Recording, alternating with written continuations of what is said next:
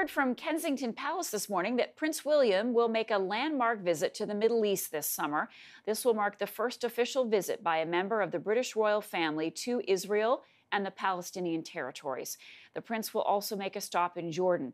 No British royal has ever made an official visit to Israel, whose occupation of the Palestinian Territories is considered illegal by the UK. This morning, Israeli Prime Minister Benjamin Netanyahu tweeting that the visit is historic and that William will be received with great affection. With more on this historical trip, I'm joined by CTV's royal commentator, Richard Berthelsen. Good morning, Richard. Good morning, Marcia. So what do you make of this visit? Well, a number of things going on here. I mean, obviously, there's a bit of a change in British foreign policy because it's the British Foreign Office that has got in the way of many invitations that have taken place over the last 60 years from Israel, the state of Israel, to the royal family. So this is a change in their approach. It also, I think, reflects William's growing role within the royal family, that he would be asked to take on a visit of this significance.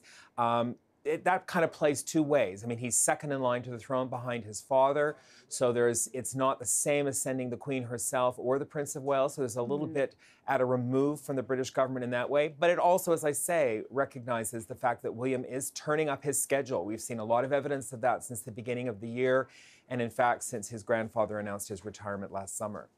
Right, and we should also mention to people who watch the comings of goings of the Duke and Duchess that he will be traveling solo on this trip. Of course, Kate is expected to have her baby next month.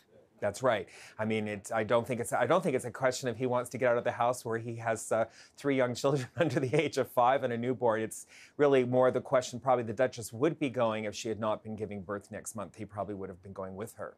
What sort of relationship does the royal family have with Israel? Is there any type of history there, Richard? Well, of course, the British in themselves have a huge history with the formation of the state and, their own involvement with the Palestinians, and that has been problematic. And that's one of the reasons the British government has always shied away from having a royal tour of an official nature until there was some settlement. There's clearly not going to be a settlement, and there'll be a 100th anniversary of some kind marked next year of various issues in Israel, and that's really the backdrop for the visit. But what's interesting is that the Duke of Edinburgh's mother, that is Prince William's great-grandmother, Princess Alice, is buried there. She was seen as a very heroic figure in terms of the last World War, so World War II, in terms of the treatment of Jewish people. And there was a long series of negotiations because she wanted to be buried in Jerusalem. It took 20 years for those negotiations to take place.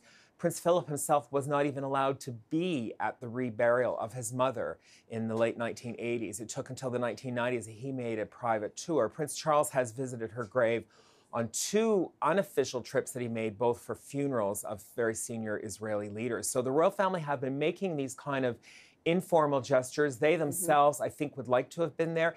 It's the British government and its policy towards Israel and its wish to be even-handed between the Palestinians and the other side that has prevented it. Okay. And of course, even on this tour, we see the Prince William going to Jordan as well as Palestine and Israel to try and keep an even approach in that path. Right. Okay.